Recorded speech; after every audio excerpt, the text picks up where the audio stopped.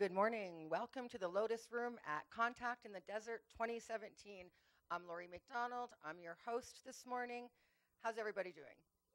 Excellent. Yeah, having a good time here at the conference this year? Anybody get to see those UFOs last night? Excellent. Well, I'm going to make a couple of quick announcements before we begin with our very special speaker. Want to let you know that we've had a schedule change in that we have Peter Lavenda in the Friendship Hall between 2 and 4 today. He's filling in and doing an amazing lecture there. He is a researcher in the history of occultism, and you'll find that extremely fascinating because really, the occult, when it is revealed, can excite your imagination. So try to check that out if you have the time. Reminder that the temperature is soaring today here at Contact, and we have provided hydration stations throughout the retreat. We request that you use them so that you feel fresh throughout the day. We're very excited today to have Jason Martell. He's been on numerous TV and radio shows. He's written some fantastic material. He's going to be doing a lecture today, or workshop today, on prehistory Sumerian artifacts, 10,000-year-old ancient artifacts, which what they reveal will be extraordinarily interesting because they do create a difference in how we perceive things today. So please help me in welcoming Jason Martell. You're quite welcome. All right. Well, good morning, everyone. Thank you so much for coming. I know it's very early.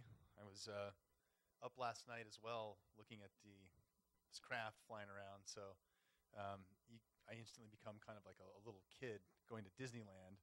As an adult, there's not a lot of things that are very exciting or kind of unanswered. And so definitely watching stuff fly around that we can't explain. It was turned all of us, I think, into excited like children looking up. And so that was a lot of fun. Last time I was here was 2 years ago, and we had a similar experience. It was Giorgio and I, and everyone had left. The gentleman was named Ed Grimsley. I don't think he's with us anymore, unfortunately. But we went up, and I was like, "Hey, Ed, can we borrow those glasses?" And we just started looking up, and then a few more people. And someone was like, "Look at that!" And then sure enough, we just started seeing these little formations, and they'd break apart, and they would stop, and then come back together. And so they weren't doing anything that was, uber fantastic. But if you've ever watched the movie Close Encounters or any of these types of eloquent UFO shows, it was kind of like the first phase, So there was doing some really good stuff with little dancing lights. It would have been nice to see like a phase 2 play out, but maybe we'll just keep asking year after year. So anyways, I definitely recommend the night vision thing. I'm going to purchase some night vision goggles myself for nighttime activity, to just sit out on your porch, drink a beer, and look at the sky with those things on. Definitely a different experience. And you can see the space station going over very easy. It's almost like a fun little game. Okay, so for today, basically, preface a couple of things before I start. One, my lecture is only going to be probably about an hour and 10 minutes. They gave me 2 hours, which was more than generous of them. But as a bonus, I have this series called Ancient School, and it's a DVD 10-part hour series. And before I leave today, I'm going to give you my email address, and then you just email me directly, and all of you will get a free access because I've now just put it online. So if you have a phone or a tablet, you can watch the whole 10-hour series for free. So a lot of the stuff that you'll see today pretty much will be covered in that, and so on your own interest, you can kind of watch those over and over and stuff. All right, so basically what I want to go over today is, there are a lot of artifacts and locations that some of them you know about, but the dating and how we date these locations is still, I think, in the question. Plus, looking at time in a kind of a different sense rather than being linear, we learned something in the past and we weren't as smart, and now we're becoming ever more increasingly smart. Maybe it's a different type of a cycle of time that we're involved in. And so just kind of looking at some of the technology that was possibly used in the last golden age. You've heard these terms before: dark ages, golden age. So I'm going to kind of show pieces of technology and explain how they might have fit into a certain timetable. Now, a lot of these sites, we're well aware of them, but we're not quite sure as to their actual dating or their construction. I was on a panel yesterday with Michael Tellinger on one side and Brian Forrester on the other. Tellinger lives in South Africa. Forrester lives in Peru, right? So these guys are hands-on with this, with these locations pretty much daily. And I thought it was interesting that Brian Forrester's first comment was, you know, a lot of these sites, if you go there, the architecture and the building style isn't attributed to the local culture. It's almost as if someone had influenced them and left these monuments. Now, that's not the entirety of the information, but some of these complex shapes and some of these things that we have, this location, Pumapunku, is pretty much infamous because of the cutting style of the blocks. But as you can see, it's destroyed. So at one point, this was a very complex setup, and these were all like Lego blocks. They all fit together. It's very complex, very well orchestrated. But the local people aren't attributed to the building techniques that you see here. So when we look at a lot of these sites, again, the architecture or even the camera view changing without knowing and not being able to see the slide anymore can happen. Sorry about that, folks. I thought he was making a mistake, but I apologize if they switched the camera. So if you look at the architecture of some of these pieces, the way they cut the blocks and the precision of these cuts kind of raises a lot of questions. Pumapunku is an excellent example because there really isn't a way to explain without a tool how they could have done some of these cuts. I got a little laser here. Let's see if this works. Oh, it just doesn't like the screen. Okay. If you look at some of these, what we call H blocks, there's really only one way to explain how they were making these type of shapes. At least this is the best theory that I approve so far, from my opinion, is if they were able to heat these rocks, this is like granite and diorite, some of the hardest stones on earth, if you're able to melt them almost to a lava-like state, not so that it's pure molten stone, but almost like pliable putty if you get it hot enough, then you could just stick a cookie cutter in these and make these shapes and allow the stone to once again cool. So a lot of these sites, you see the stones fitting together, or the ability for them to just, if it was molten hot, just poke something right through that and then allow it to cool. But we have no explanation as to how they were able to heat objects or do any of these types of precision cuts without some type of tool. Now, we know that it was most likely some type of a high heat source because there's an effect called vitrification. A lot of these cuts, if you look closely and if you look at how they hit the angles, there's this glassing effect of high heat being applied, vitrification. So that's probably the best explanation for how a lot of these things were created, with some type of large, heat source that would allow you to heat the rock and then do some type of cookie cutter to get these types of advanced shapes and patterns. Now, we still don't really know what these sites were being used for, but what we know is that all around the world there are these huge megalithic sites, mostly always constructed for astronomical purposes, not for like saving the city from faring clans or something like that. It's always something to do with observations of the heavens. But combining that, what we see is these stones that are just so large, and there's no way that we understand how they could transport them. So this is an area in Baalbek in Lebanon where the quarry site, you can see there's a gentleman standing on the stone. The quarry site was about 5 miles away, and somehow this one, it cracked, so they never got it there. But you can see the size of these things, and we really have no ability today to cut something like that out of the ground and somehow lift it out and move it. We just don't even have the technology today. So if you look at what they did is they actually stacked these stones. You can see another gentleman there off to the far right side, I guess your left.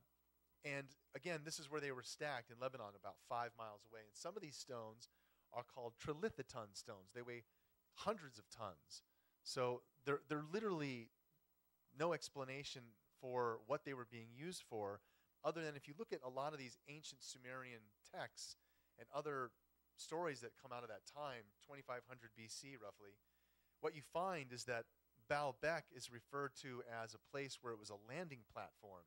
There's even a Sumerian tale from King Gilgamesh, who visited this area and saw what he called ships rising into the heavens and descending, and heard a lot of smoke and fire and loud sounds. That's always kind of been a mystery in that era of time, where we have depictions on some of these artifacts. which seem to be some of the gods utilizing what we would consider rockets, like very primitive type of spaceships, because today we're still using rockets. You'd think that they'd be using something more advanced, but some of these depictions actually showed Lebanon as just a large landing platform being utilized for possibly spaceship. Now, other cultures have come along and started to build cities on these platforms, but that foundation still exists today. That's Baalbek as you see it today.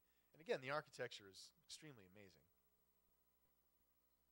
Now, a lot of these sites, outside of being used for an astronomical outpost to just make observations, watch certain alignments that take place. You're all very familiar with Stonehenge.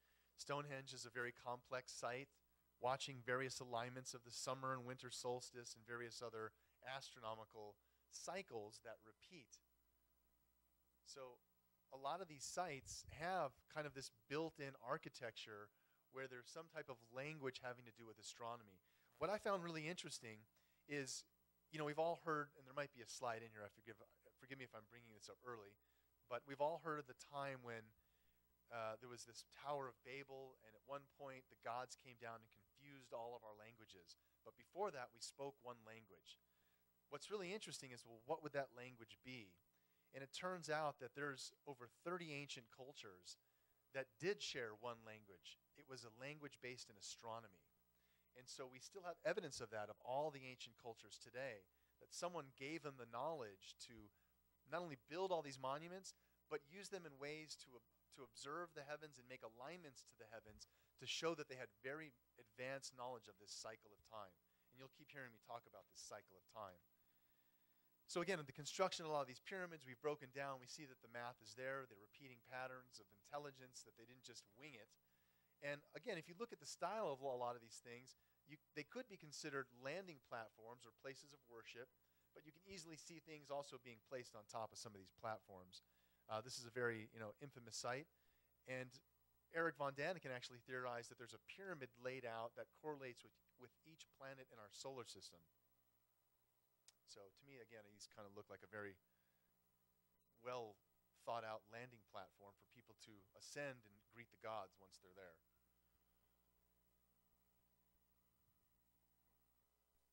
Now, another interesting thing to realize is that a lot of these sites, when we look at them in satellite view, we can start to look at not only dating it on location, but for geological changes and see those things that change over time and give us kind of a better idea of how old some of these sites are. Machu Picchu, some of these images, just kind of giving you a reference. Again, you can see the architecture and style of building.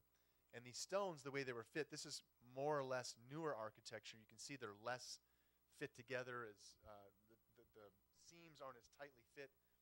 But as we go into some of these older sites, I just love this photo. I think he's just got a great view. You'll see that the stones get very tightly fit, no use of mortar at all. And to be able to have those stones, even rounded shaped cornered ones, there's really no way that someone was like sculpting this and rubbing it and getting it perfectly fit in there. They were using some advanced techniques to heat these stones and make them so that they just became pliable. And then once they're in there, they harden into stone, into place. And you can see this over and over again, these advanced cuts in the style that they have. It's very, very intriguing. And we have these sites, again, all over Peru, Bolivia, South America, where there's a type of architecture and an attribution to certain gods, Quetzalcoatl, Viracocha, several of these gods that come out of South America. What's also interesting is that, most South American people are dark-haired, dark-skinned, and sometimes even shorter in stature in some of the more like dense jungle areas. And what we see is that their gods, Viracocha, Quetzalcoatl, sometimes they're depicted more or less as pale, tall, or having red hair. They don't actually look indigenous to the cultures that are worshiping them. So it's just another interesting note. Now, another thing that I've come across is that a lot of these sites, Indonesia, Bada Valley in Indonesia, Göbekli Tepe in Turkey, even Easter Island. You've heard of the Rapa Nui, these Easter Island heads. We keep seeing this figure being depicted. as a long, slender being that has his hands wrapped at the waist. And I'm wondering if there isn't some lost ancient culture. We've all heard of like an Atlantean culture or something like this. Some lost advanced culture that was influencing all the ancients we have today, meaning Aztec, Mayan, Egyptian, Sumerian, Hindu. They've all got a piece of this architecture and astronomy and math built into their knowledge, and it seems to have come from some lost ancient race who we still haven't yet discovered. So again, a lot of these attributions to gods and various faces you see still in the wall there, it's kind of interesting to try and trace and understand who they're trying to reference. Now, a lot of these sites even go underwater, and so this again brings up the age where if we go to various locations, even India, we have a site there that's underwater that's possibly 12,000 years old. And here in Japan, Yanaguni, we have underwater structures that, again, look very similar to some of the pyramid or step pyramid style structures that we have on the surface. So being that they're underwater, it starts to raise the question of them being possibly 10,000, 15,000 years plus in age. And a lot of these locations, again, are showing a type of intelligence that they weren't just by coincidence put here, or they weren't naturally created. Yanaguni and some of these sites are still under question. There's even one called the Bimini Road where it goes out into the ocean. But a lot of these, again, show enough intelligence for us to keep looking. And as we found sites like Göbekli Tepe, pushing the calendar back to 12,000 plus years, we're going to continue to find new locations with ground-penetrating radar, and as we go further into the oceans, and who knows, we might actually discover pieces of some of these lost ancient races that are literally not even on our radar yet. This is the tower in Göbekli Tepe, where again you can see this figure, and you can see his kind of hands wrapped at the waist there. So it does raise a lot of questions as to who they're referencing, who are these beings, and how is it that over 30 ancient cultures share this language of astronomy? You can go to any continent and they understand in symbolic reference some of the astronomical symbols where the ancients broke down the heavens into 12 parts, making it a large celestial clock. And we go through each of these ages every 2,000 years. So this cycle of time, if there's 12 ages and they last 2,000 years, that's a 12,000-year cycle. It's interesting that a lot of these sites, more and more, are focusing and expressing knowledge of this cycle of time. Today we call it the precession of the equinox. So here's another site, again, Göbekli Tepe. They've just been excavating further and further down and finding these pillars that reveal all kinds of, various animals and things on them. Various episodes of Ancient Aliens have been sending people here. Dr. Robert Schock, I also know, is personally very interested in kind of knowing more about this location. So there are the right people kind of digging, not even figuratively, at this location to uncover more evidence. And again, I mentioned the Moai, the Easter Island. I'm going to sit down for a minute here, if you don't mind. I mentioned the Moai heads. What's interesting is that they've actually done excavations so that people thought that these were just heads above ground, but they've actually done excavations that show that these too are these long, slender beings. And so it raises a lot of questions as to the origins of these beings, or who is it that they're trying to depict. And so I bring up the idea that there could be some lost ancient culture or race that was influencing all the greats that we know of. And maybe they weren't entirely human. We don't really know. It'd be nice to find a mummy or something like that we could actually test. But there is evidence starting to surface, literally, of possibility that there is some lost race that's kind of off the radar. So again, you can see some of the maybe possible astronomical symbols or sun or crescent moons, again, being depicted on the surface of the... They're somewhere between 20 to 25 feet, but they do vary in size. Let me wait until afterwards to take any questions just so I can zip through these, but please ask me afterwards. I'm sorry. Okay, so now some of these artifacts that we've seen or have become aware of, we still don't fully understand what their purpose was or what they were being used for. This one's been shown over and over again on various TV shows. Recently, actually, about 4 days ago or so, one day last week, Google used it as their little image. I don't know if you caught that. Thought that was really cool. Someone's like, look, it's the Antikythera mechanism. I'm like, yeah, great. But this device actually is quite interesting in its makeup, because they've discovered under radar that it has over somewhere between 35 to 70 cogs and wheels all intertwined working together. And in rendition, it was probably put together in some type of a box, but it had two purposes. Person using the box could essentially use it to tell you certain information about when you were born. And he could line it up to say, oh, if you were born on this certain date, the planets align in this way, and he could give you information about your life. But there was also a way to use it as a navigational device, so that someone faring the seas could use it to chart the stars, and it would understand the movements of the heavens and allow them to navigate a path. So very complex piece of machinery that they look at it internally and say it's more complicated than a modern-day Swiss watch. Now, this is an area where I started to get into my own personal interest of fun.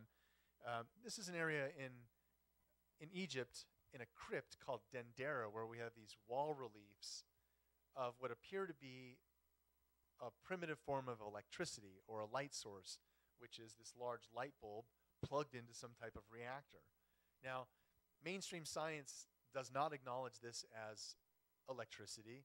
They look at this relief, or Egyptologists look at this and say, oh, well, he's holding up the lotus flower, and that filament is just the aroma of the lotus flower coming out. I don't buy that. To me, it looks like a big bulb.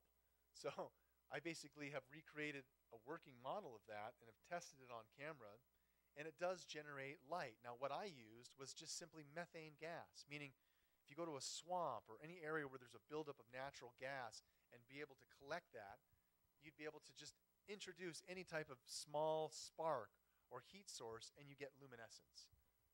So it's very interesting to note that the Egyptians are depicting pretty much a working light bulb. And if you go to some of these dark areas, into the tombs, into the crypts, there's intricate wall reliefs of colored drawings or cut hieroglyphs into the wall. But there's no evidence of soot on the ceiling, no evidence of flame being burnt for hours sitting there doing this. So the other theory is they were using copper mirrors to reflect light. That just doesn't work. They were using electricity. Now, as we get further in my lecture here, you're going to see these are little baby pieces of electricity. It's a light bulb. It gets way better than that. So again, in my depiction, or my belief, these are depictions of them showing us their use of electricity, holding up light bulbs and probably doing some type of primitive form of having a light source that was as bright as they could get it. Now, here's the model that I used. I'm sorry, it's kind of bright in here, but you can see again that I introduced a very low power source of about 4 volts. And we'll come back to why 4 volts. That gives this enough luminescence that it creates light. Maybe that's why they had a very large bulb, is because they were using just a low energy source. Excuse me, a little dry spot on my throat. Okay. There's a nice close-up of the bulb. And I've tested this on camera with Ancient Aliens, and just kind of comparing it to the Dendera bulb that's on the wall, trying to make it as accurate as possible. Now, 4 volts. So there's, in that same time frame, 2500 BC or so, we've also found all over Iraq and Persepolis and Iran about a dozen of these what are called Baghdad batteries. And what's interesting is they're only about that tall, but if you pour any type of weak acidic liquid, wine, vinegar, grape juice, orange juice, anything like that, into the jar, and then use a voltmeter, but basically what you get is around a 4-volt charge. Now, I've done this on camera and tested this little version right here, and just using a copper lining and an iron rod and a little asphalt stopper to keep the liquid in there, and putting a voltmeter on it, you actually get a positive charge. I'm sorry, I had a video that plays, so it's not working, so I'm sorry. So the idea that they had low energy sources of power, the Baghdad battery, possibly a bulb, there we go. It's a very simple system of having a battery and a light source to create light. However, when we dive further into some of these stories in Egypt, there's some bigger pieces taking place of connecting the dots. We've all heard of the Exodus, the great Exodus of Egypt, where Moses takes his people out of Egypt, and then he goes to in the base of the mountain and, has this encounter going up to the mountain. When he comes down with the 10 Commandments, he puts them into the Ark of the Covenant. And that's the Judeo-Christian story, is that the Ark kind of shows up at the base of the mountain and the tablets go in it. You don't really hear about the origin of the Ark and that it possibly came out of Egypt, along with the exodus of those people. So there's a crossover of information here, because one of the very first pharaohs of Egypt, his name was Akhenaten. Now, you all know his son, because that's King Tut, Tutankhamun. And so this is the father of Tutankhamun. And Akhenaten was a very interesting pharaoh, because he set himself apart in his beliefs, believing in only one God, the Aten, versus multiple gods, and also has a very similar story of being exited from Egypt and taking his people.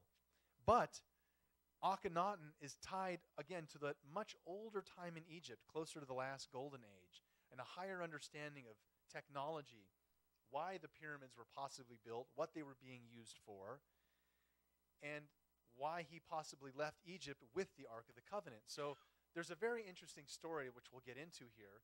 But as you can see, some of this evidence that they've left us shows that they did have an interest in the heavens. Now, this is a dagger that was recently found, and it's actually literally made out of a meteorite.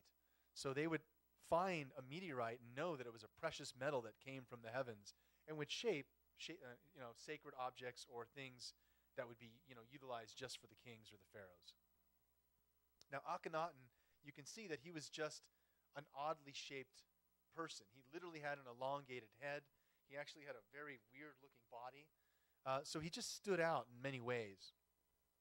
But this story that comes out of the research around Akhenaten's exodus is something that I'm still looking into, because there's so many parallels and research to show that Akhenaten and Moses might have been the same person. We don't fully know that yet. I don't fully know that yet. So where I've focused my attention on this information is more on the technology side of the Ark of the Covenant. If they actually did leave Egypt with the Ark of the Covenant, why was the Ark of the Covenant so important in the first place? So a lot of these movies that we've seen, infamous Raiders of the Lost Ark, kind of start to depict. Steven Spielberg's great. He does a really good job of getting it right. We've all seen Close Encounters, hopefully. And again, some of the accuracy that they put in the film kind of is interesting to note. So we've seen these scenes. If you watch the movie, opening the Ark of the Covenant, not a good idea. Basically, the idea that there's a lot of power built up into the Ark, that it can discharge energy. It's used as a gateway of communication, and that it somehow can have you open a communication with higher beings. What's really interesting about this story is, and let me point out something too, notice the way he's dressed in this scene. See those things on his chest, that plate? Keep a mental note of that. And again, thanks Spielberg for his accuracy. So the Ark is actually depicted all over Egypt in various artwork scenes and wall reliefs. We have it seen being carried and displayed all over Egypt in various scenes, even in stock photos. But it's something that was carried with the pharaohs. It was something that they had high worship and regard for as far as the priests. And it was taken with them to certain locations to kind of show their power and dominance. Other cultures as well as you'll see, documented the Ark of the Covenant and made visual reference to its power and its ability to generate energy. Some of these scenes, again, I thought were interesting. This is just some papyrus, but you can see preparing this pharaoh for the afterlife. And again, it almost looks like he's being put into some type of a rocket ship. Now, what's really interesting about the Great Pyramid is when we look at it, it's never been used as a tomb. And so when we go into this main chamber, the idea that this is a sarcophagus just doesn't hold up. What does hold up is the idea that the biblical cubit dimensions of what you see here actually fit the Ark of the Covenant. That literally the Ark of the Covenant could have just sat right in there. And if you think about it being some type of a large energy source, generating power or doing something that we don't fully understand, this was possibly powering the Great Pyramid. It was powering the Great Pyramid up in some way. All the evidence suggests that this was literally like the battery of the Great Pyramid. So yeah, I can see why that if the Pharaoh Akhenaten left and takes pretty much the pyramid's battery out, yeah, that'd be a good reason to come after him.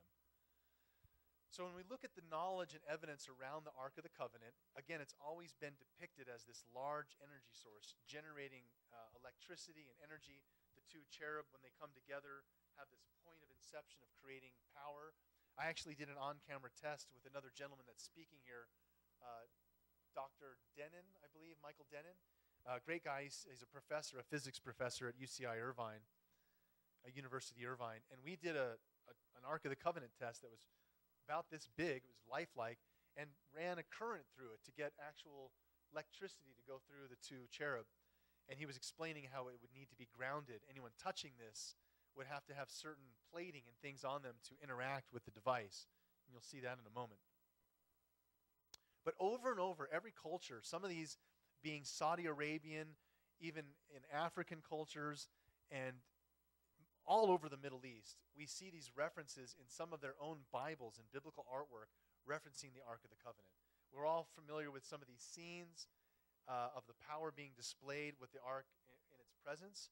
And you have to wonder if these aren't just, mythological tales or some type of a large energy source that could actually produce these types of effects. So over and over again, the veracity of some of the information where these scenes, as we've seen in Christian form, always show it around the tablets or the Ten Commandments. But as you'll see, a lot of this artwork actually shows an expanded idea that there is some type of a gateway or energy source being accessed, and a certain type of dress, bless you, a certain type of dress that's necessary for all the priests to be able to have this interaction.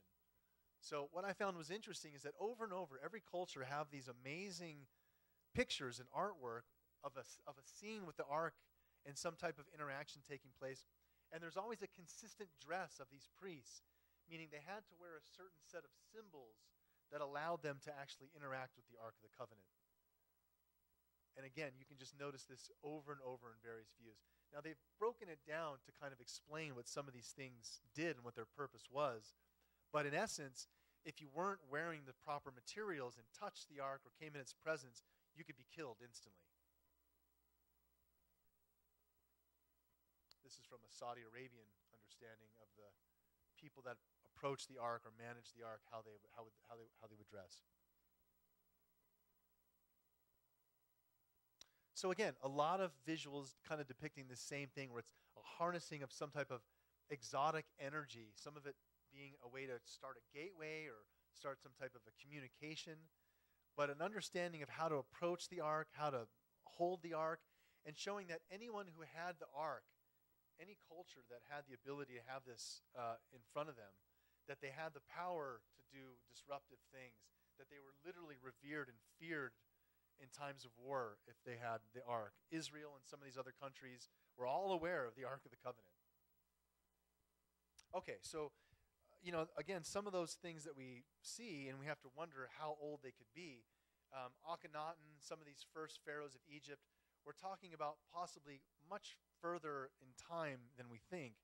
And so this also raises up the question when we see a lot of these biblical scenes and artwork, what were they trying to show us? And always it's something having to do with something coming down from the sky, something in the heavens. So even as we come out of the 10,000 BC era and come up closer to our time, a lot of the Renaissance art and some of these things did a nice visual way of trying to depict things that were taking place from an artist's inception to demonstrate that we were interacting with beings that had the power of flight. Kind of over and over, there's this theme, obviously, of angels or showing the ability to ascend from or descend from the heavens. But you kind of have to wonder where these stories originate from. I was raised as a Christian, and so this symbolic idea of an angel actually has some interesting parallels to much older cultures. But the same messages over and over coming down, where we're pretty much having some type of a knowledge exchange. Something in the heavens that we're interacting with is the one bequeathing us this knowledge. And some of the artwork, again, involving Jesus and biblical figures, while they're not spaceships, again, it could be interpreted from our view that they're trying to illustratively show us something that was an interaction taking place between us and someone in the heavens. Now, a lot of times they even have illustrated technology without us fully understanding, is this a satellite? What is this? It's obviously, to us, some type of understanding of technology without them maybe not even fully understanding what it is. There's a term called cargo cult, and a lot of these ancient cultures that first come across technology get stunted by it and don't understand. So, as an example, we sent troops in World War I, World War II into Australia and Africa, and a pilot lands in a prop plane, gets out, lights up a cigarette, and the Aboriginals are like, "Whoa, what is this?" And he records their voice and plays it back to them. They don't understand, and eventually the soldiers would leave, and an interesting phenomenon would happen is these Aboriginals would create straw models of the prop planes. They looked identical to a prop plane. Soldiers would come back several years later and find these straw-made planes and be like, "Wow, amazing." But it was only because they observed these planes actually dropping supplies and stuff into the camps, and eventually they would come into the tribe instead, and they crack it open, and there's guns and food, and so of course they were worshiping the planes. But we see this same scenario even further in our past, where evidence of technology that we might have come in contact with, but maybe we didn't fully understand its purpose. And that was a video that I would have liked to have played. It's going to show you a painting in a Yugoslavian fresco, but I'll just show you the image itself. Basically, it shows the depiction of Jesus on the cross, his crucifixion, but you can see as a backdrop to this fresco, we have these craft clearly being piloted by humans in the drawing. And what's really interesting is that if you look closely at this object, you can see that he must be manipulating some kind of gears or doing something. And they're very much in alignment with a lot of the other depictions that we see around the world of maybe man doesn't fully understand what he's seeing, but he goes to great lengths to try and visually explain a concept, which is a lot of these beings had the power of flight. This one's actually coming from a site in, I believe it's Persepolis, ancient Iraq or Iran here. And over we get this same depiction of pretty much a god coming down on a winged disc.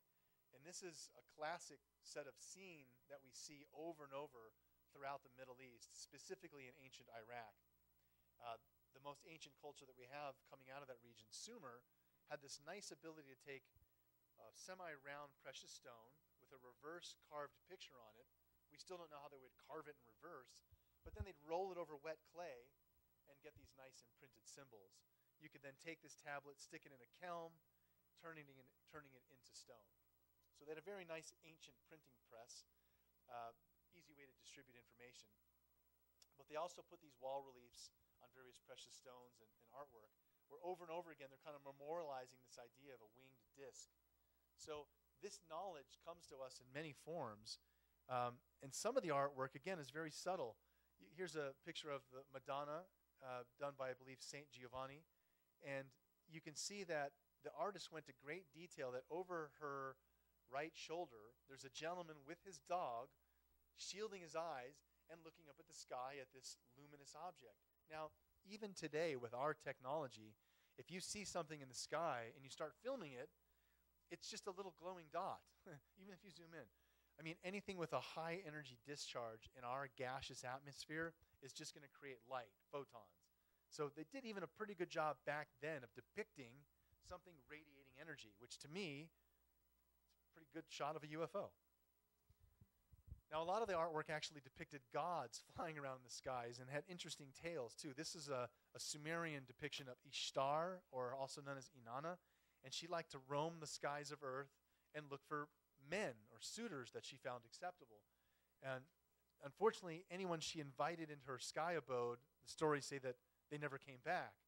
She once approached a gentleman named King Gilgamesh and offered him the same regard to come up to her sky abode, and he said, "Yeah, no thanks, no one ever returns." So a lot of these depictions, this is another just coming out of Egypt, where again this idea of having the power of flight has crossed into many different cultures and is shown in symbolic form, but also sometimes in actual artifact form.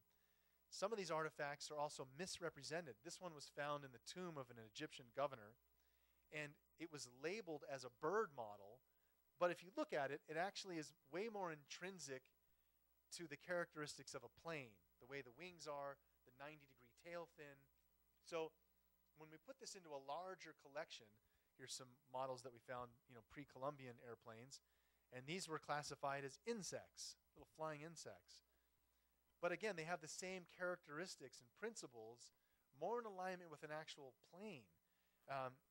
Giorgio did a test on Ancient Aliens where he hired someone who was a professional remote RC plane creator, and they made a plane out of this model that you see here and launched it, and it flew. They were piloting it with a remote control. So it does show that these do have the aerodynamic principles to literally fly just like a normal plane. So they must have been seeing something. They weren't just coming up with accurate airplane models. It's too coincidental. So again, just looking at that, it's more of a proponent with the 90-degree tail fin, the way the wings are built. And yes, you might have seen, as Georgia likes to call this, the golden flyer. We always kind of wear this on our jackets as a symbolic reference to giving this understanding. Now, some of these artifacts, too, again, you have to wonder. So Zachariah Sitchin found this in a Turkish museum, and the curator didn't want to put it on display because he didn't know how to classify it. Now, with enough pressure, they did rotate it a few times and put it on display, and they labeled it the Headless Spaceman. If you look closely, it appears to be a gentleman who's seated with his knees scrunched in a very crunched position, but he's missing his head. And right behind him are the thrusters of a rocket. So it's very clearly some type of ancient rocket ship, but why? Why are they depicting this? Now, you might have also seen the Pakal cover of this king that was also buried with this large slab over his tomb. And again, it shows him manipulating some type of a large rocket ship. So a lot of the times people ask, why is it a lot of these ancient locations where there was interaction with gods or extraterrestrials, why were they coming down in rocket ships like we have today? I don't know. Good question. Now, I'm going to kind of get into the ending part of my presentation for today, which starts to go into some more of the modern stuff. There's been a lot of discussion at this conference and the last few conferences that I've been attending, say 6 months or so now, of words like Antarctica and the secret space program. These aren't topics that I would normally talk about, so I wanted to at least touch on them a little bit and show you some of the stuff that I would put forth as evidence to say, yes, I definitely support the idea that there's way more going on than NASA and some of these public companies that we have. If anyone is interested in these topics, Jimmy Church brought up an interesting point yesterday, which is how would disclosure take place? I don't think it's ever going to be a point where the government says, hey, we've been hiding all this. But what could likely happen as a scenario, possibly, is with the right access, maybe some of you have heard of Gary McKinnon. So some people have been brave enough to literally hack the government or hack some of these institutions and get this knowledge out there. I would put forth the same speculation that if someone further was brave enough to do that type of activity, I don't have the cojones to do that, or would I be interested in hacking a secret database? But I do firmly believe that there is knowledge existing currently on our planet of a secret space program. And if anyone's paying attention, you can see that there is enough evidence to show that we've been occupying space and doing things for a very long time, well off the records of what we've been told publicly. And there's just a couple of terms that if anyone's really interested in this, you can start to Google these and pay attention. So my favorite one is solar warden. It's a very simple term, solar warden, like a warden that's in jail. But solar warden appears to be a term that's defining a fleet of aircraft that we have that are cruising around in our solar system and are the next evolution of some of the craft that we've heard pieces of, like this Aurora program, or we've seen things like the SR-71 Blackbird. But then we didn't see the advancements that took place beyond that craft, where it's now doing something suborbital or possibly in space. So the last piece I just want to leave you with is just a logic to understand that, this isn't always a huge cover-up from the civilians as we start flying secret craft in the atmosphere and testing it. Area 51, some of these sites. But then what happens is, all the other countries have satellites and everyone's watching each other. So now you can't fly your secret craft in the atmosphere because there's satellites seeing everything. So where do you fly your craft? Above the atmosphere, above all the satellites. You're now in space. So that's what's going on, folks, is all of our craft and all of the games of surveillance and back and forth between that level of building technology is now taking place in space beyond the envelope of all the satellites watching everything on Earth. So just kind of keep that in mind and realize that as we venture further into space and open up this doorway, we're probably going to get more awareness and understanding of what's going on even in our own solar system. So don't think that's so far-fetched when I show you some of this stuff, because it's actually real. Now, we have several other companies taking pictures of Mars, not just the US. This is ESA, European Space Agency, that's also orbiting Mars with some very advanced telemetry. And another company that's been up there for at least 2 decades is called Malin Space Science Systems. They're located in San Diego. They're the principal photographer, camera operator for most of the orbiters and landers that we send to Mars. As a college student, I was attending college in San Diego, and someone said, "Man, there's a face and pyramids on Mars." And I was like, "No, there's not. Why would NASA hide something like that?" Started to look into it on my own. Found out that Malin Space Science Systems was also in San Diego. So as a college student, I called up Dr. Mike Malin and said, "Wow, is there really a face and pyramids on Mars?" No. These are all natural wind and sand eroded objects. Nothing really of any intelligence to see here. That made my eyebrows raise further as I started to look into some of these pieces of evidence that you'll see. So even since the time of Percival Lowell and this idea of canali and things all over Mars, right, they've been very familiar with the idea of Mars once being a very alive planet, water flowing everywhere. Now today, we're starting to take color pictures of Mars, and what's happening is that NASA takes pictures in black and white. This is the same area. It's called the Gusev crater, and that's what it looks like in black and white. It still looks interesting. What are these oily streaks? What is this? The same coordinates by ESA in color look like that. Now I'm like, oh, it's vegetation. It's just some vegetation, very clearly. So all over Mars, we're seeing this type of new data coming out, but it's not on CNN. It's in the archives of Malin Space Science Systems and JPL and Goddard Space Center, and you have to spend 2 or 3 hours with a beer or a glass of wine clicking on these large JPEGs and downloading them. And you'll see a lot of people online actually doing this and finding little tiny things and trying to get awareness or attention. That's very hard for us to interpret. But again, some of the just layman hard pieces of evidence. Water on Mars. Sure, this is from the 1970s when we landed Viking 1 and 2, and here's snow on Mars. Now, you can also color correct these images and make them normalized for the eye, which I'll show you further in a moment. Mars is not a dead red planet. If you color correct the telemetry that you get for RGB spectrum of what you would see by the human eye, it looks like this. The spectrum of light that we capture is much larger than what the human eye can see. So every now and then you would see this happen where they'd have a press conference and you'd see the actual photographer, the actual footage raw, and they'd also make color-corrected ones. And people would wonder, like, well, wait a minute, why does that one look so much Earth-like? The point is that all of these images, 90% of them, if you color-correct them, you see more of this type of a style as far as what the surface of Mars looks like. Doesn't look so unfriendly, just not very hospitable. So what's really interesting, too, is that the information that NASA puts out about the evidence for life or water on Mars, recently Matt Damon came out with a movie called Martian. And Ridley Scott, the producer, came out with this big press release, and NASA was like, amazing evidence of water found on Mars. And I was like, oh, cool. They did this to time the movie. That's kind of nice. And they just regurgitated an article from 10 years ago. Literally this same information that they put out 10 years ago about this same area, the Gusev crater and various spots where they're finding liquid pools of salt water, some of them actually also under a heat source. Wow, that sounds like the nice, ripe ingredients for life.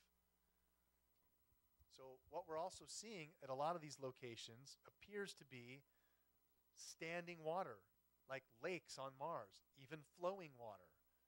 I don't know what else to explain that as to be. Now, if you look at some of these, I guarantee you, I'm not telling you a lie, that this is literally the surface of Mars. That to me looks like a standing body of water.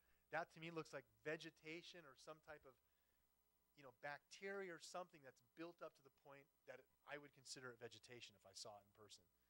And if you compare that to literally some of the things we have on Earth, this to me looks like an active live planet. Now again, we don't have the color images, but NASA is providing us this of the surface, and they clearly look to be alive now. And this is something I compared to the Great Lakes here on Earth using Google Maps. Those are the Great Lakes. And then you look at this on Mars. There's very much a similarity where I'm not a geologist, but to me it shows enough of the same topography that I would consider this could be standing water and some type of vegetation currently on Mars now. And we're seeing a lot of articles too come out about methane and various other things they're finding in the atmosphere that would denote possibly animals or other things processing plant material in great quantities. So I would submit to you that some of these are actual, again, standing water. Maybe if you look close enough, those could be some really nice beaches. I don't know. You laugh, but as I show you some other stuff, we all love lakefront property or waterfront property. Inca civilizations or possibly something else buried under the sands. Very possibly just completely natural, but when we compare it to some of the structures we have on Earth, looking at it through Google Maps, there are a lot of similarities to things that we see on Mars and things that we also see on Earth to classify it as possible some lost civilization or structure. So you can again see similarities to, just looking at some of the basic shots from a Google Earth and how we even look at some of the imagery of what we have here, and then comparing it to the idea that there's a satellite view of some of these locations and wondering if, under excavation there isn't actually something there. Now, a lot of times, this is an area on Mars, some cliffs. A lot of times people, again, try to extrapolate data that's a little hard to interpret. Could this be possibly a statue embedded in a wall side? These are things that get a little harder to validate unless you're there in person. So I don't really like to show a lot of these unless they really, really stand out. But as you can see, some people have submitted the idea that there are statues and things that are very similar to what we would see here on Earth. Okay, so again, some of the similarities that we would see between cultures here on Earth and what we find on Mars are very similar to what we find in Egypt.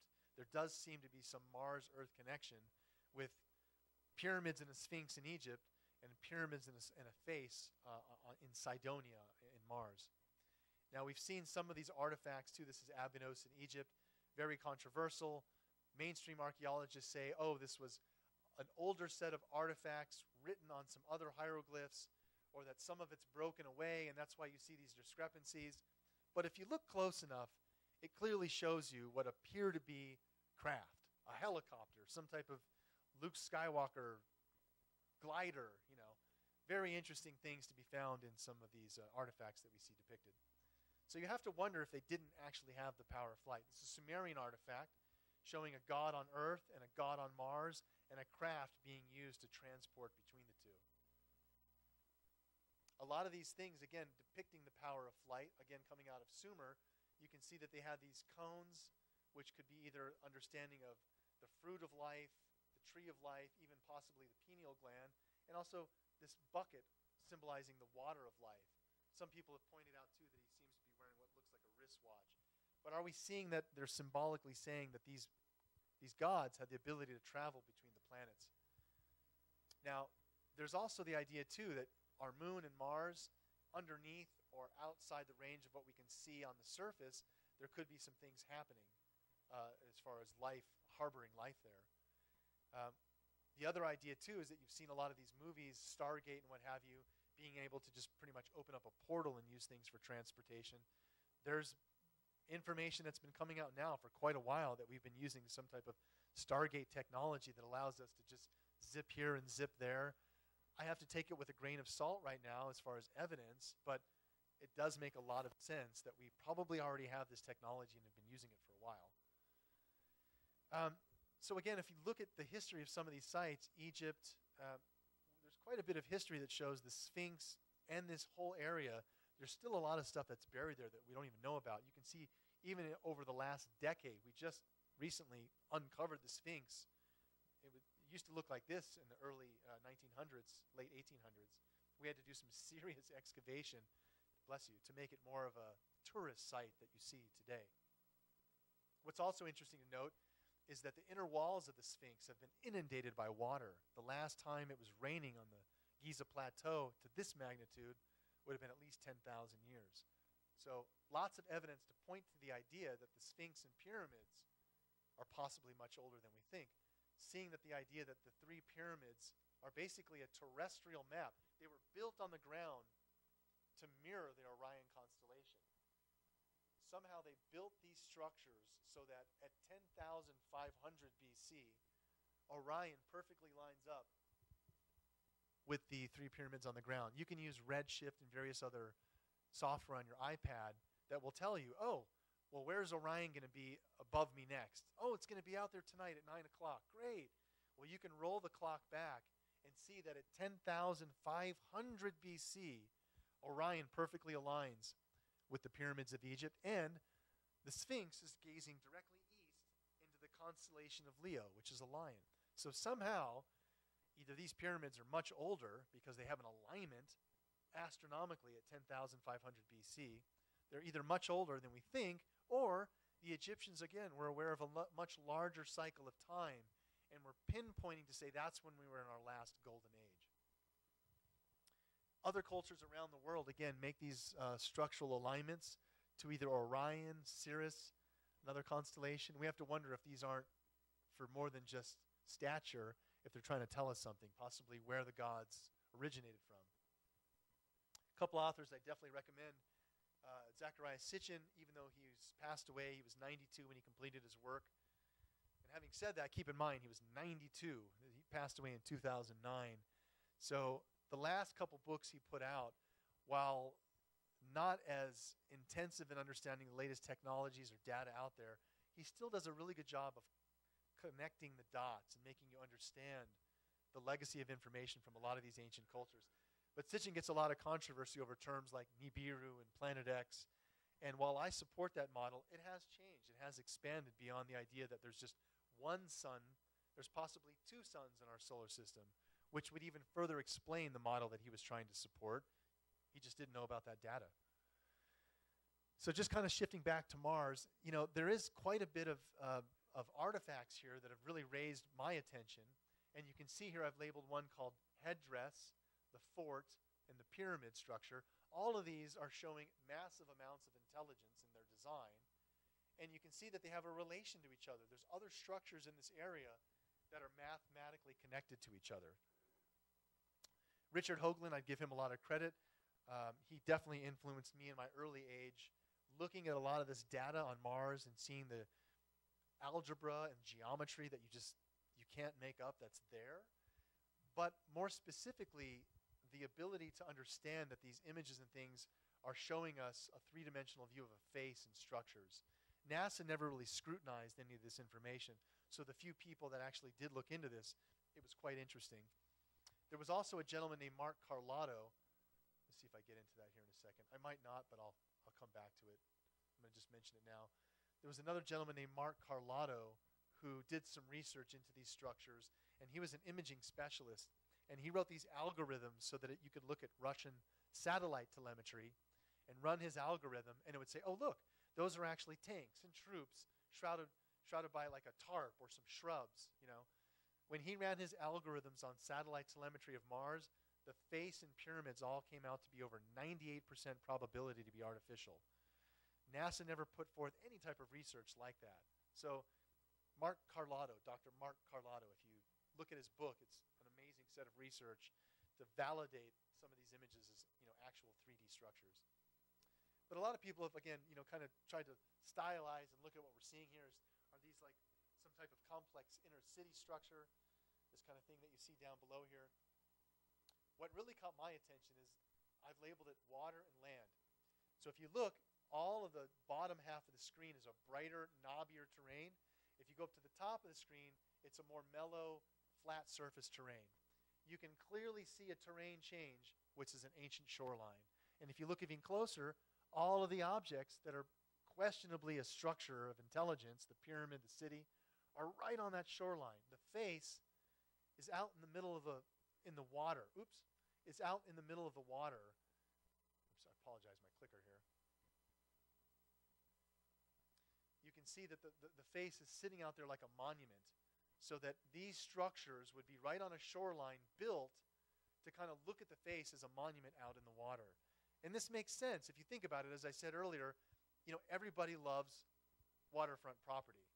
And so looking at Cydonia and seeing that there is this ancient shoreline, I think it is very interesting to note that, again, we see more signs in alignment with what we would do here on Earth if we were to build structures there.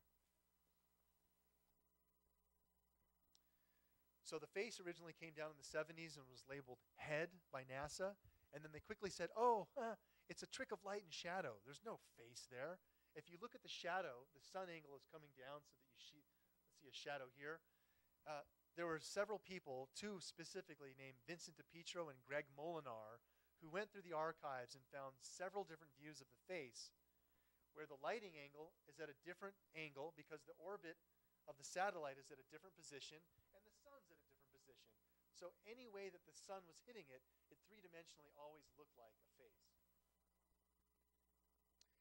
Now what's really interesting about this is that even with the most degraded images that they produced, these came out in around 1998 at a time when a radio host was on coast to coast before George Norrie named Art Bell. And Art Bell classified this image as the cat box image because it looked like a cat had just scratched the face. I mean, it just looks very eroded. It was the worst image that they produced for us. And even that image gave us amazing data. So if you look at this face, all I did was rotate it so that it's looking at you head on, and I mirrored both halves. Now, this side that's very eroded when mirrored still has facial features. Indiscernible eyes, possibly nose, mouth.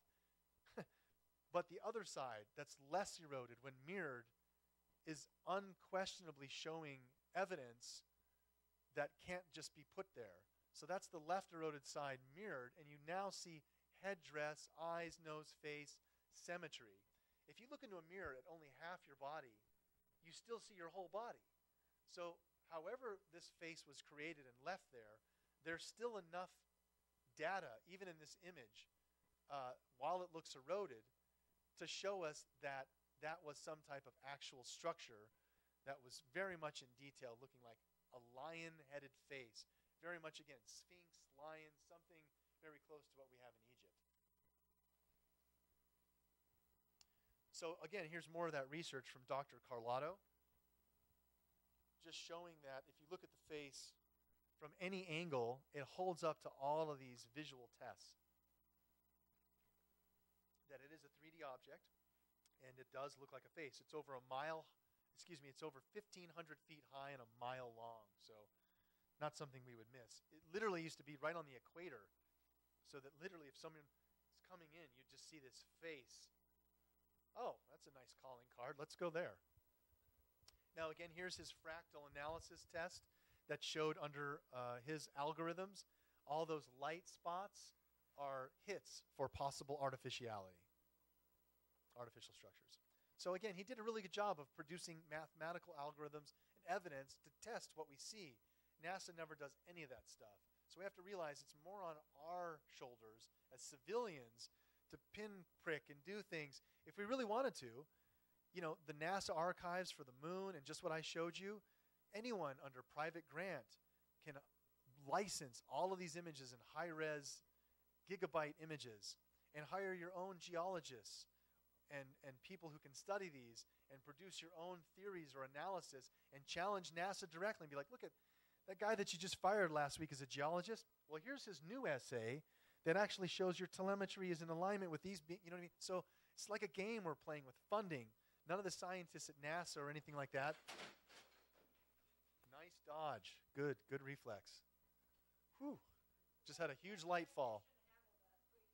But good catch, guys. Wow. Laura, maybe move out of the way for a minute. That light still looks. Yeah, it would have been a nice. Yeah. All right. Whew. Sorry about that, folks. I'm sitting here watching it in slow motion going, the lamp is falling. But no one was in the way, thankfully. So, okay, well, I'll keep going. Point is that these structures on Mars, again, do merit further study. And you're not going to get these answers found on CNN or NASA actually ever releasing. Like when you see these news articles, NASA's going to do a big press release and release evidence of something. Nothing. But it is on us, and we can do this and challenge the institutions further. You will see the entrepreneurs like Elon Musk and Richard Branson and others forming a new path into space that bypasses NASA, eventually the NSA and Department of Defense. They don't now, but eventually they will, and it'll be really interesting to see how they continue to handle a lot of this data that we get. So for some time, there's been questions around how does NASA handle any type of idea of aliens or anything like that. Ever since the 50s, they've had this principle idea of understanding in place that anything the astronauts come in contact with, any of the probes or anything that we send out there, anything of extraterrestrial origin of any kind is quarantined and even possibly kept from the public because of the ramifications for economical and religious or what have you. So a lot of those principles are the guiding things that are still driving NASA today. So we can't look to them as a source of disclosure. What's really going to need to be happening is eventually we're going to send people to Mars with the ability to tell us on site. And at that point, we're going to probably start to discover things hands-on, and then that'll be a game changer. That's probably going to happen in our lifetime, folks, so stay tuned. Okay, I think that's probably it. So thank you very much.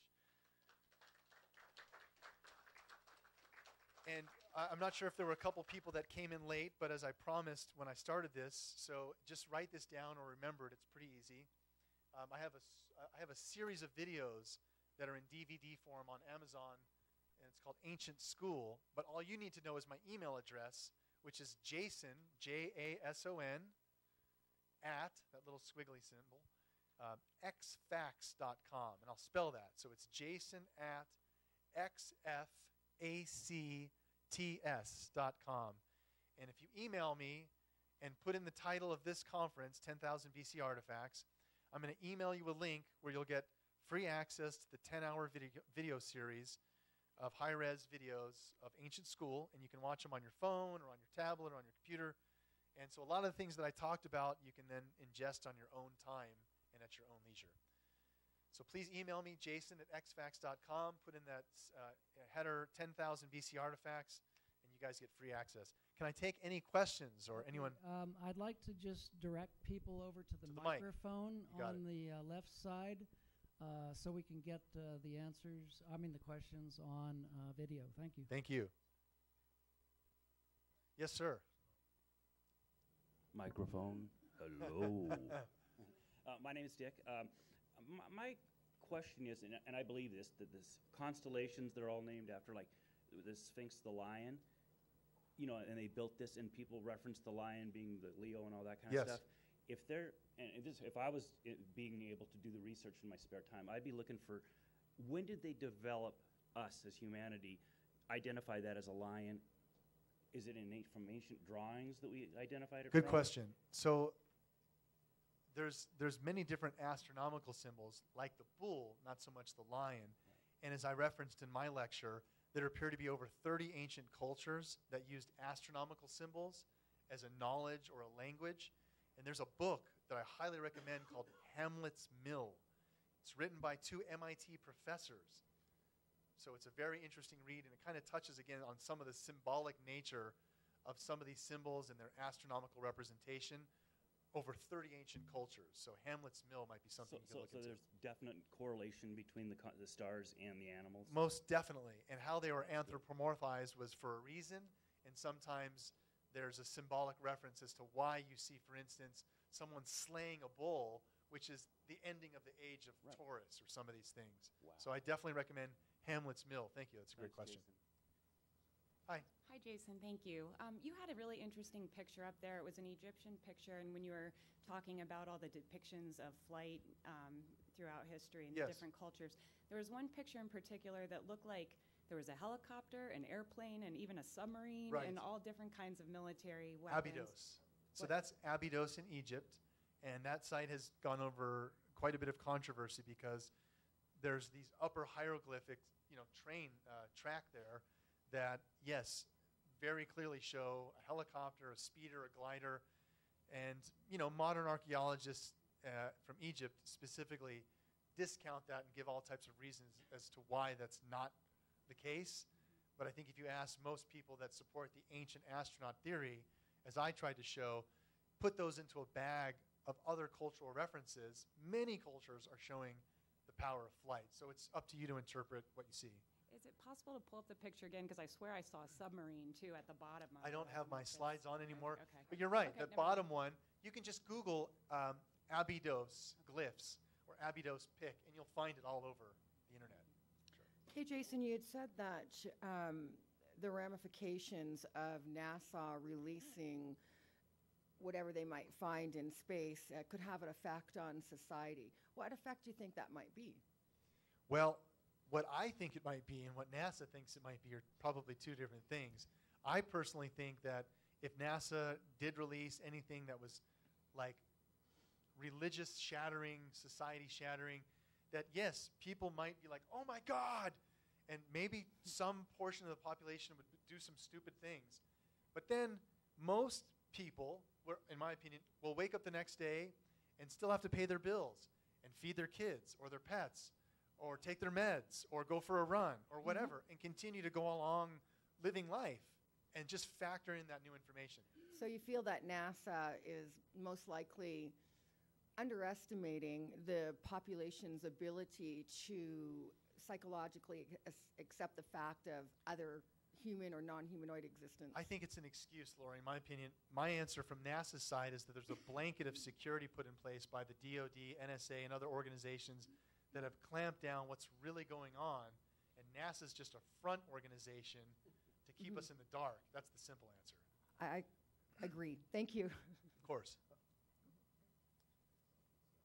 Now, this is speculative, but in your research on the Ark of the Covenant, have you come across any possible evidence that there may have been more than just one, and that some of these other nations like Ethiopia and Saudi Arabia might have had them too? That's actually a great question. Yes, there is the idea that there was probably more than one Ark of the Covenant, and where these came from or where they're held now brings up the question sometimes as to trying to find the Ark that was referenced, because there might even be more than one still in existence. So thank you. That's a great question. Hi, Jason. I wanted to ask you, I have not heard that Ark of the Covenant fitting in the King's Chamber before. This is the first I've ever heard that, and I'm pretty knowledgeable about this stuff. So where did you find that, or did you make this discovery? No, there's an Egyptologist that I've been following. Graham Hancock has done research into this area, and also Christopher Dunn, who wrote a book called The Giza Power Plant, again, looks into some of the architectural understandings. Yeah, does he mention that? I don't remember him saying that in there. Not specifically, but the dimensions of what he presents kind of align with other areas. And did you find that it fit in there? Yeah, and again, that's awesome. Yeah, there's other references for the biblical cubits and the dimensions of the ark, and that overlaps. So nice work. It's not my theory. It's one that I'm continuing to explore because the technological part does make sense. So. Awesome. Thanks. All right, folks, I'm going to take probably one or two more here. Yes, sir. Hi. Yes. Do you have any information on possible information that the Vatican might be suppressing with regards to ancient civilizations? And you mentioned the Ark and things of that nature. I don't have any evidence, but I have an opinion. Okay. My opinion would be, just like in the movie Raiders of the Lost Ark, you see them barreling or wheeling off the Ark into a huge warehouse, and it's like you never know what else they're hiding in there. And so, yeah, more than likely there's quite a bit of hidden things that have been found by the Vatican or excavations that have been done and funded by the Vatican, and then none of that stuff has ever been made public. So there's been quite a few articles where they've also tiptoed into saying, we support the idea of space brothers, or we support the idea that there are other beings in the universe beyond just humans. And so, I don't know, maybe that's another angle, that if they really wanted to get a new influx of followers, somehow work with extraterrestrials and have them appear. That would be a very interesting way to do some disclosure. So, who knows? All right, thank you. Hi, Jason. Real Hello. quick, I noticed that on some of your PowerPoints you had some videos. I was just wondering, were they just not playing? Did you have to get them approved? Were they not approved? Did you forget them? The information was so sensitive, I just wasn't allowed. Oh, well, No, okay. unfortunately, in all fairness, they were PC-based videos. They only had a Mac. The conversion wouldn't allow me to play the videos. So Fair enough. sorry about that. Yeah, a little more fun. Folks, all of the stuff that you missed, all of that, it will be in the Ancient School videos that you'll have access to.